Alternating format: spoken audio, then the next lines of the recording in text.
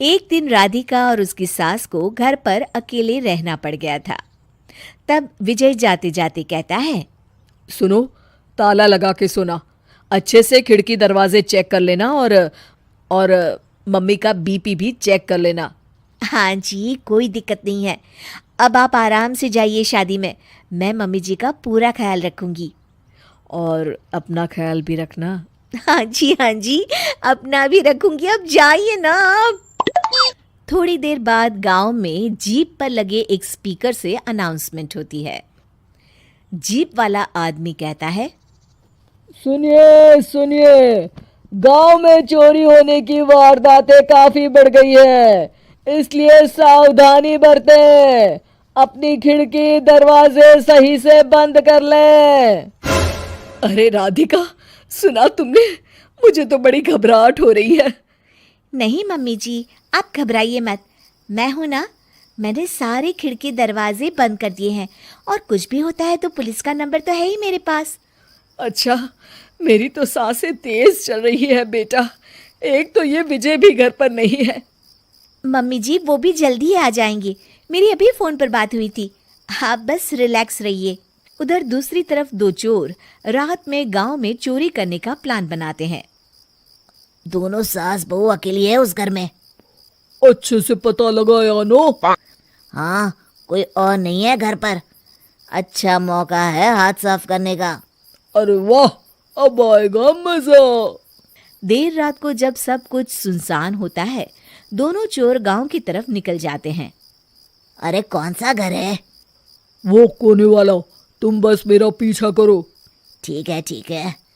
दोनों दबे पांव बचते बचाते राधिका के घर के बाहर तक पहुंच जाते हैं। ये सास बहू बड़ी चालाक है। कितना कस के सब बंद किया हुआ है, एक भी खिड़की नहीं खुल रही। चोर खिड़की खोल ही रहा होता है कि तभी बिजली जोर से कड़कती है और चोर डर जाता है। राधिका की सास भी चौंक कर उठ जाती है। राधिका! राधिका भी उठ जाती है। क्या हुआ माँ जी? घबराइए मत, मैं आपके पास ही हूँ। तुमने कुछ आवाजें सुनी? माँ जी बस बिजली कड़की है। आप बेवजह परेशान हो रही हैं। मैं आपके लिए पानी लेकर आती हूँ। ठीक है बेटा। राधिका जैसे ही पानी लेने के लिए उठती है, उसे खिड़की से चोर की परछाई दिखती है।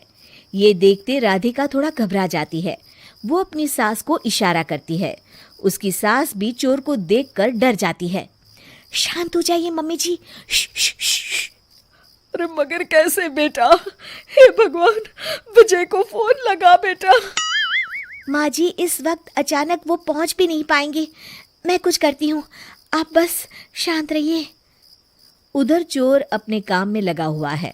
वो सब सामान देख रहा होता है। तभी उसको आवाज आती है। सुनिए जी, देखिए तो खिड़की के पास कोई है। मुझे लगता है चोर है। अरे इसका पति तो घर पर है। नहीं नहीं, वो बाहर गया हुआ है। मैंने उसे खुद बस से जाते हुए देखा था।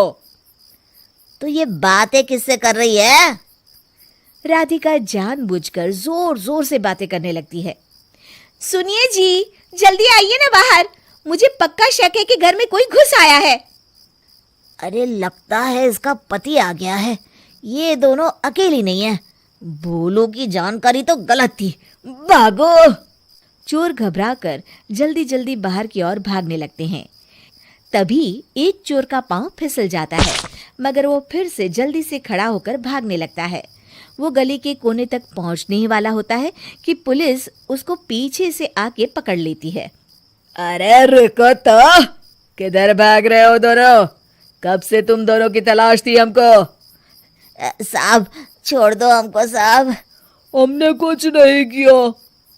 अच्छा, तो इतनी रात को क्या यहाँ जॉगिंग करने आए थे? हवलदार, दोनों को हथकड़ी लगाकर गाड़ी में बिठाओ।